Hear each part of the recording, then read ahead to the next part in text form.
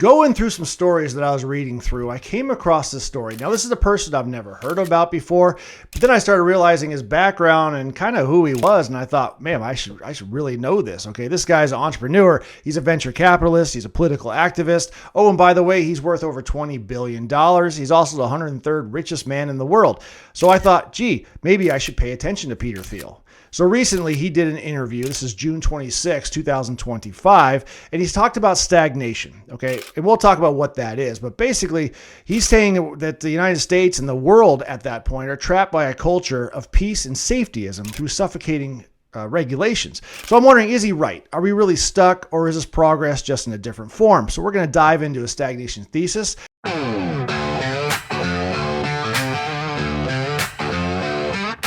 Now, I'm old enough to remember the original Star Trek, the one with Captain Kirk. Okay, my dad was a huge fan. He was a Trekkie.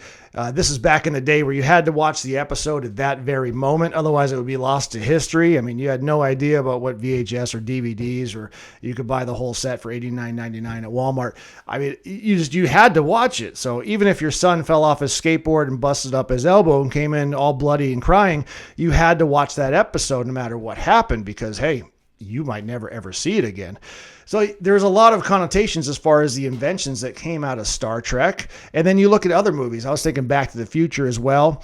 And then a lot of theme movies came out. I started diving into this movie thing. You know, you got The Matrix, you got RoboCop, you got Terminator, which we'll kind of talk about later possibly. And then WALL-E was one I thought was really interesting. The Martian.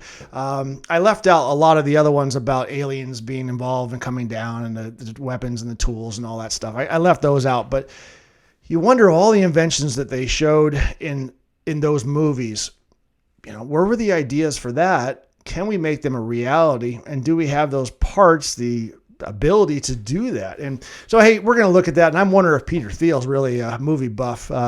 Being worth $20 billion, he probably doesn't watch a whole lot of TV, probably not a whole lot of movies. He's probably actually just doing better for the world. But Peter Thiel, he is the founder of PayPal, Palantir, and he's a venture capitalist who backed Facebook and SpaceX.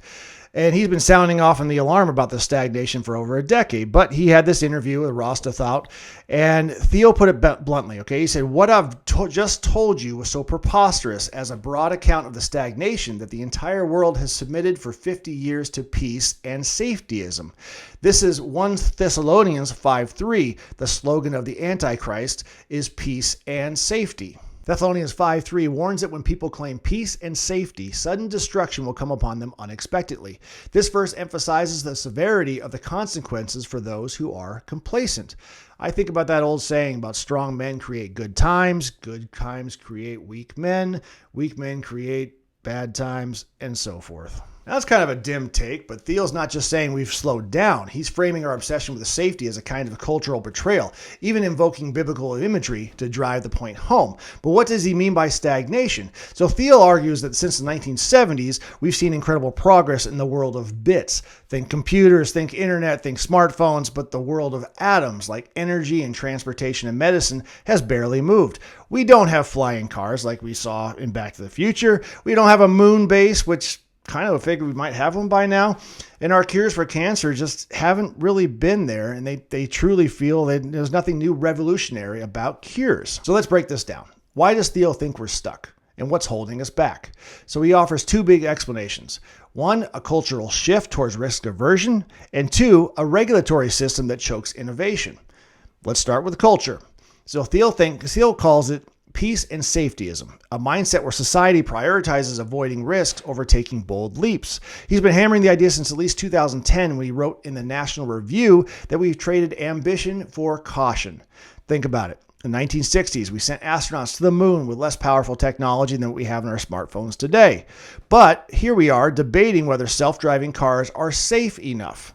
Thiel sees this as a cultural decline, even trying to fade it towards influence of Christianity, which he says once fueled a sense of progress and purpose. But is Thiel right? Has humanity gone soft? There's something to this point, though. Look at the public attitudes towards new tech, whether it's GMOs, it's fracking, or it's AI.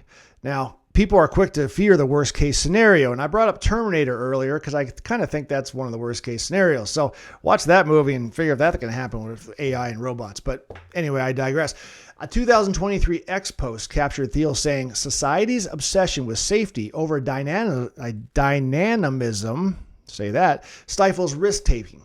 And you can see it in lawsuits, public backlash, and endless debates. They slow down the projects like a high-speed rail or a nuclear energy.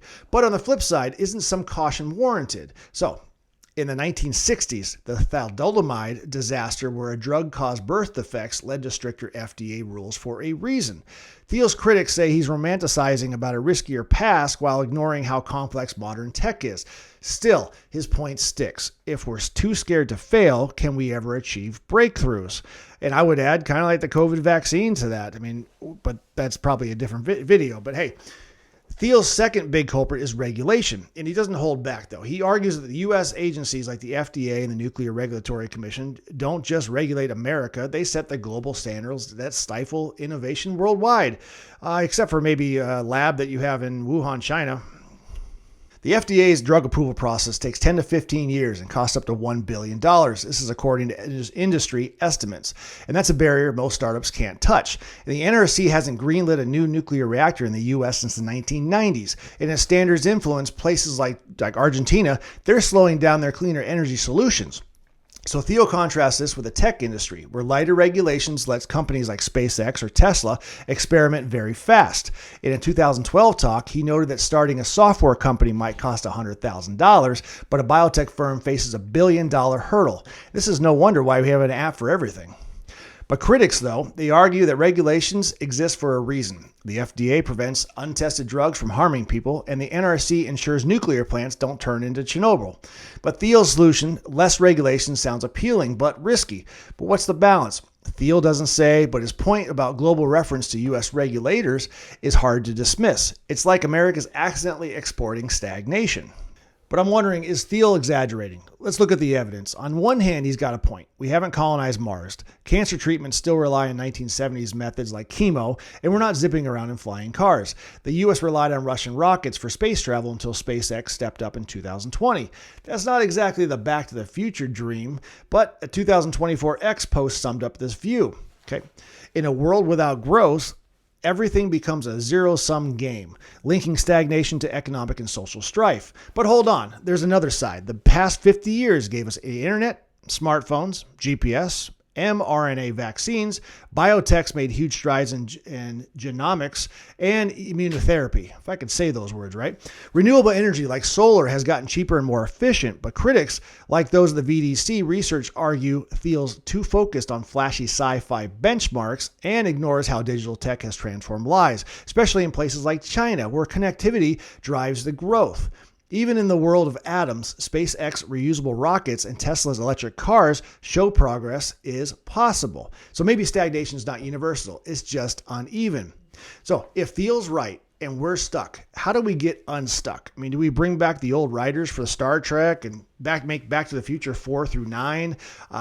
He's got ideas, but first his ideas loosen the regulatory grip, make it easier for innovators to experiment, especially in the biotech and energy. Second, shift the culture. Thiel wants scientists and shift the culture. Thiel wants scientists in physical sciences to have rock star status like the coders do today. He's bullish on tech and that bridges the bits and atoms like self-driving cars or advanced biotech. SpaceX is his poster child, a private company that broke through bureaucratic inertia to make space travel viable again. But it's not just about tech. Thiel's 2022 Unheard interview hinted at a deeper fix, rediscovering a sense of purpose, maybe even through religion or a new cultural narrative that celebrates risk and ambition. Now, it sounds lofty, but he's got a point. Big breakthroughs need big dreams. The question is whether society can stomach the risks. And that's where Thiel leaves us, with a challenge to rethink safety, regulation, and what progress really means. But Thiel's stagnation thesis is a wake-up call. Are we too scared to innovate? Are regulations choking our future? Or is progress just harder than it used to be? Now, I'm leaning towards a mix. I mean, there's only so many ideas and so many things we can do with what we have now. I'm wondering where AI fits in this whole scenario too, as far as can AI actually imagine stuff that humans just don't even know is possible by mixing certain things and all that. If I knew that, I'd be a billionaire, but I'm not. So I'm looking at AI as far as what's happening there. But Thiel at this point, though, too, he might be undermining, probably underplaying what the successes we've had in the last 50 years or so. I mean, we've done some amazing things, AI being one of them, and we'll kind of look at, see, and what movie we're going to watch next. So anyway, put in the comments what you think. Maybe, are we proud? Should we be proud? Should we be proud of being Americans as far as how we've helped the world with our innovations? And what's next? What's the next big idea? Share that big idea, and I'll pay you royalties for it. But anyway, hey, we in a world full of headlines, we are the truth between lines. Between